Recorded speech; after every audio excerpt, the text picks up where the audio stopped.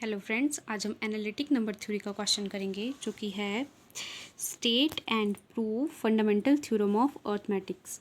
Statement है every natural number greater than 1 can be expressed as a product of prime in one and only one way. मतलब मान लो कोई भी natural number है जो greater than 1 है, ठीक है, can be expressed as a product of primes. कोई भी नेचुरल नंबर जो हो गया उसको हम एक्सप्रेस करते हैं as a product of prime. ऐसे ही होता है ना, देखो जैसे मान लो अगर आपने लिख दिया 4 तो 4 को हम कैसे लिखेंगे 2⁻², ठीक है। मतलब मैंने क्या किया, इसको प्राइम फैक्टर की फॉर्म में एक्सप्रेस किया, ठीक है, ये यहाँ पे लिखा है। अब in one and only one way, अब one and only one way का मतलब क्या है कि हम सिर्फ एक ही तरह से और एक ही प्राइम फैक्टर से उसको, मतलब एक से ज़्यादा भी हो सकते हैं ना, पर एक ही तरह के प्राइम फैक्टर से उसको एक्सप्रेस करेंगे। जैसे 4 है तो 4 को सिर्फ मैं 2 से ही एक्सप्रेस कर सकती हूँ, ठीक है। या फिर मेरे पास 6 आ गया तो 6 को मैं सिर्फ 3×2 से ही एक्सप्रेस कर सकती हूँ, इसके अलावा तो और कुछ नहीं होगा। तो ये चीज़ यहाँ पे लिखी है, ठीक है। अब हम स्टार्ट करते हैं इसको प्रूव करना। तो सबसे पहले हम फर्स्ट पॉइंट को प्रूव करेंगे, वो क्या है, every natural number greater than 1 can be expressed as a product of prime, ठीक है। तो सबसे पहले तो हम नेचुरल नंबर ले लेंगे, और नेचुरल नंबर कैसा है आपका, 1 से ग्रेटर है। Since we know that every natural number other than 1 admits of prime factor, therefore n has a prime factor से p1। मतलब कोई भी नेचुरल नंबर जो हो गया जिसका जो n से ग्रेटर है, सॉरी जो 1 से ग्रेटर है, तो वहाँ पे क्या आ जाएंगे, n के कुछ प्राइम फैक्टर्स आ जाएंगे, ठीक है। जैसे कि मैंने मान लो यहाँ पे ले लिया मैंने 4, तो 4 का प्राइम फैक्टर क्या आ जाएगा आपके पास 2, ठीक है।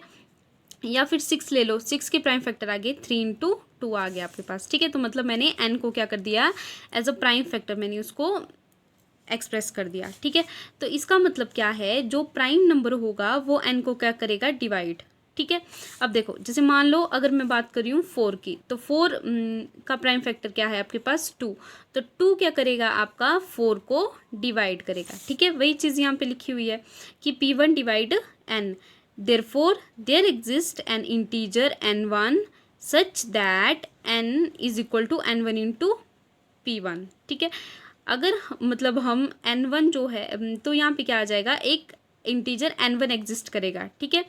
तो n किसके इक्वल आ जाएगा, n1 इंटू p1 के। जैसे मान लो अगर मैं 6 लिखती हूँ तो 6 क्या आ जाएगा आपके पास 3×2, ठीक है। अब मान लो यहाँ पे मैंने 3 को मैंने n1 ले लिया और 2 को मैंने p1 ले लिया, ठीक है।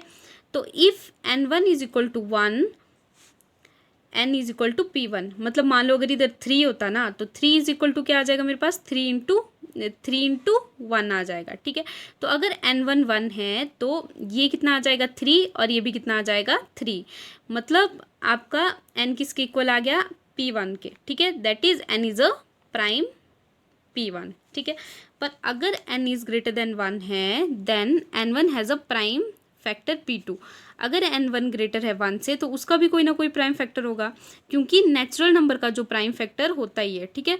Therefore every natural number other than 1 admit of prime factor, so there exists a positive integer n2 such that, मतलब मान लो अगर मैंने ले लिया 6, ठीक है, तो 3×2 आ जाएगा। अब मान लो मैंने p1 ले लिया, इसको ले लिया n1, तो अगर n1 ग्रेटर देन 1 है तो इसका भी कोई ना कोई प्राइम फैक्टर होगा, तो 2 का प्राइम फैक्टर क्या आ जाएगा आपके पास 2 ही आ जाएगा, ठीक है। तो मैं इसको किस फॉर्म में लिख रही हूँ अभी, इसको मैं लिखूँगी n1 is equal to p2 into n2, ठीक है।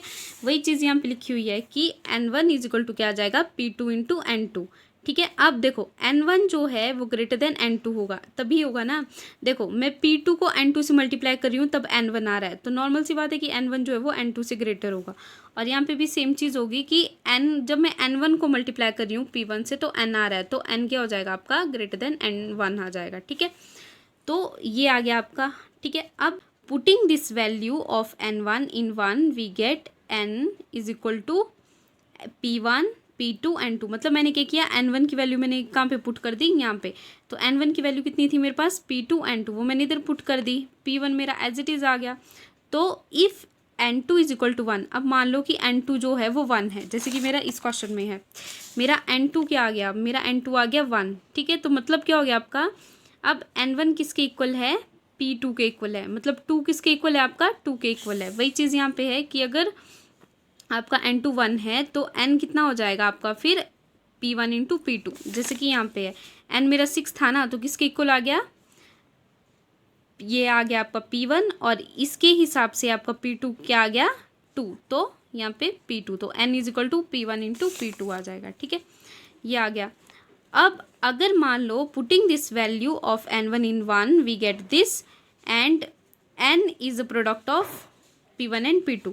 अब देखो N2 जो है वो ग्रेटर देन 1 है, तो हम इसी प्रोसेस को कंटिन्यू करेंगे। मतलब हम क्या करेंगे, जैसे अगर मान लो यहाँ पे 12 होता है इसकी जगह, तो आ जाना था 3 इंटू 2 इंटू 2। अब हम इसको जो ये आ गया आपका N2, तो फिर इसकी वैल्यू निकालनी थी, फिर उसको मैंने N में पुट करना था। ठीक है, इसी तरह से आएगा ना बार बार, तो इसी तरह से प्रोसेस को कंटिन्यू करूँगी। But this process must terminate after a finite number of steps. कुछ स्टेप्स के बाद क्या हो जाएगी, ये ख़त्म हो जाएगा, क्योंकि लास्ट में तो आपका कोई ना कोई N जो है वो क्या आ जाएगा आपका, मतलब NP मान लो NP क्या आ जाएगा आपका 1 आ जाएगा। तो आफ्टर फाइनाइट स्टेप जो हो जाएगी ये टर्मिनेट हो जाएगी, मतलब ख़त्म हो जाएगी। तो therefore there exists P1 P2 PR such that N is equal to the product of P1 P2 up to PR। ठीक है, तो लास्ट में आपका क्या आ जाएगा, N किसके इक्वल आ जाएगा, सभी प्राइम के प्रोडक्ट के इक्वल। ठीक है, हैंस प्रूव्ड। ये तो हो गया आपका प्रूफ कि वो प्रोडक्ट ऑफ प्राइम फैक्टर की फॉर्म है। अब हम क्या करेंगे, नेचुरल नंबर को प्रूव करेंगे as a product of prime, but only in one way में। मतलब जो प्राइम फैक्टर्स के प्रोडक्ट के फॉर्म में जब हम किसी नंबर को लेते हैं तो वो एक ही तरह से ले सकते हैं, उससे ज़्यादा तरह से नहीं। जैसे मान लो 6 इज इक्वल टू 3 इंटू 2 होगा, 5 इंटू 7 नहीं हो सकता। ठीक है, या कुछ और नहीं हो सकता है। तो इसको प्रूव करने के लिए सबसे पहले तो हम कॉन्ट्राडिक्शन निकालेंगे। तो हम मान लेते हैं कि N जो है वो किसके इक्वल है, Q1 Q2 QS के। ठीक है, मतलब P1 P2 PR के अलावा इसके एक और फैक्टराइजेशन है, वो क्या है, Q1 Q2 QS। ठीक है, अब ये जो प्राइम फैक्टर्स है, जो मतलब फैक्टराइजेशंस है इसकी, वो दोनों क्या आ गई, आपस में इक्वल आ गई। ठीक है, तो P1 P2 PR is equal to Q1 Q2 QS। अब मैं इसको कैसे लिख सकती हूँ, मैं इसको इस फॉर्म में भी लिख सकती हूँ, P1 into P2 P3 P4 P5 up to PS is equal to Q1 Q2 Q3 up to QS। ठीक है, अब ये किस फॉर्म में आ गया, ये आ गया आपका AC is equal to B की फॉर्म में। अब इसका मतलब क्या है, A जो है वो किसको डिवाइड कर रहा है, B को डिवाइड कर रहा है। ठीक है, यही मतलब हुआ ना इसका। ठीक है, अब यही चीज़ यहाँ पे लिखी है कि P1 क्या कर रहा है, अब Q1 Q2 QS को डिवाइड कर रहा है, जो मैंने यहाँ पे लिखा है। ठीक है, P1 क्या कर रहा है आपका, Q1 Q2 QS को डिवाइड कर रहा है। ठीक है, अब therefore P1 must divide at least one of this prime से Q1। अब देखो मतलब इसका मतलब क्या है कि वो इस फैक्टराइजेशन को डिवाइड कर रहा है, तो अब ये है तो ये प्राइम है, तो ऐसा तो हो नहीं सकता कि वो सबको डिवाइड करेगा, वो सिर्फ एक ही नंबर को डिवाइड कर सकता है, क्योंकि और करेगा भी किसको, जो कि इक्वल है। ठीक है, या तो यहाँ पे क्या आ जाएगा, therefore P1 must divide at least one of the prime से Q1, but Q1 is a prime. ठीक है, Q1 जो है वो प्राइम है। अब P1 इज, या तो देखो अगर P1 जो है वो इसको कब डिवाइड करेगा, या तो P1 जो होगा वो 1 होगा। ठीक है, या तो P1 जो होगा वो किसी एक नंबर के इक्वल होगा। मैंने मान लिया कि वो Q1 के इक्वल है। ठीक है, तो ये आ गया। अब P1 इज इक्वल टू 1 तो आ नहीं सकता, क्योंकि P1 जो है वो प्राइम नंबर नहीं है, तो P1 किसके इक्वल आ जाएगा, Q1 के। Therefore P1 is equal to Q1, therefore 5 become P1 P2 PR is equal to, अब मैंने यहाँ पे क्या किया, Q1 की जगह P1 पुट कर दिया, Q2 Q3 QS। अब P1 से P1 कैंसिल, कितना आ गया, P2 P3 PR is equal to Q2 Q3 QS। ठीक है, as before P2 must equal to some of the prime. अब सेम इसी जो ये वाली इक्वेशन है, ये वाली इक्वेशन, ठीक है, इसको मैं किस तरह से लिख सकती हूँ, इस तरह से, P2 bracket P3 P4 up to PR, Q2 Q3 up to QS। ठीक है, ये भी इसी फॉर्म में है, AS is equal to B form में है। मतलब P2 क्या करेगा आपका, इस फैक्टराइजेशन को डिवाइड करेगा। ठीक है, ये चीज़ यहाँ पे लिखी हुई है। तो अब without loss any generality P2 is equal to Q2 आ जाएगा। सेम वही चीज़ है कि P2 या तो 1 के इक्वल होगा, या तो इनमें से किसी एक के इक्वल होगा। ठीक है, तो वो मैंने ले लिया Q2 के इक्वल, तो आ गया। अब आपकी यहाँ पे मैंने Q2 की जगह क्या पुट कर दिया, P2, तो P2 P3 PR is equal to P2 Q3 QS। अब P2 से P2 कैंसिल, तो बच गया P3 P4 PR A3 Q4 up to QS। ठीक है, सिमिलरली वी हैव सेम इसी तरह से करेंगे तो क्या क्या आएगा, P3 जो है वो आपका Q3 के इक्वल आ जाएगा, P4 आपके Q4 के इक्वल आ जाएगा। ठीक है, ये तो हो गया, मतलब सारे आपके जो प्राइम फैक्टर है यहाँ के वो किसी न किसी यहाँ वाले प्राइम फैक्टर के इक्वल होंगे। ठीक है, अब क्या रह गया हमारे पास, अब हमारे पास रह गया आर को एस के इक्वल प्रूफ करना, मतलब नंबर ऑफ प्राइम्स इधर जितने हैं उतने ही इधर भी होने चाहिए, तभी ये दोनों जो होंगी वो इक्वल होंगी, ये हमने निकालना है। तो इसके लिए भी हम पहले कॉन्ट्रडिक्शन निकालेंगे, तो हम मान लेते हैं कि आर जो है वो एस से बड़ा है। ठीक है, तो इसका मतलब क्या है आपका, आर एस से बड़ा है, मतलब यहाँ पे एस एलिमेंट्स तो होंगे ही होंगे और एस से थोड़े ज़्यादा एलिमेंट्स होंगे। ठीक है, तो मैंने ले लिया P1 P2 PS तक मैंने ले लिए और PS से एक्स्ट्रा एलिमेंट्स को भी मैंने लिख लिया, तो क्या आ जाएगी PS1 और अप टू PR।